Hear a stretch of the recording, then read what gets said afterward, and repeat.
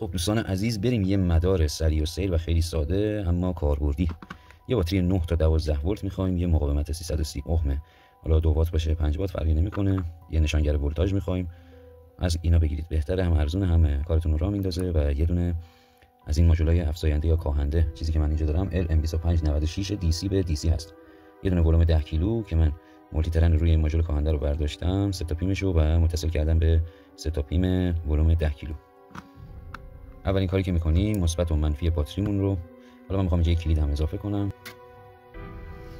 خب یک کلید ما گذاشتیم سر راه مثبت، حالا بعدا من این مدار رو جمع جور میکنم، فقط هم نحوه اتصالش رو بگیم. سیم قرمز نشانگر ولتاژ، یعنی مثبت نشانگر ولتاژ وصل میشه به مثبت باتری به این صورت، منفی نشانگر ولتاژ وصل میشه به منفی باتری. سیم مشکیه. یه دونه سیم زرد از نشانگر ولتاژ میمونه که اونجا ببینید من نشانگر ولتاژ روشن شد، من خاموشش میکنم. ببینید دوستان عدد 0 رو نشون میده، چون هنوز سیم اندازه‌گیری که سیم زرد هست ما متصل نکردیم.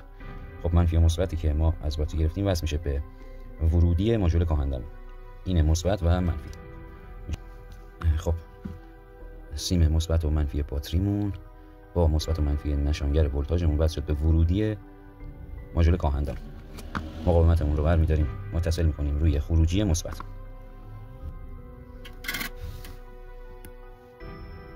خب مقاومتمون رو وصل کردیم توی خروجی مثبت، میمونه سیم زرد، سیم اندازه‌گیری ولتاژ. اینو میاریم روی سر دیگر مقاومت لحیم میکنیم. این سر دیگر مقاومت که سیم اندازه‌گیری رو بهش متصل کردیم میشه مثبت خروجی مدارمون، منفی خروجی مدارمون هم که میشه این سر خروجی ماژول کاهندمون.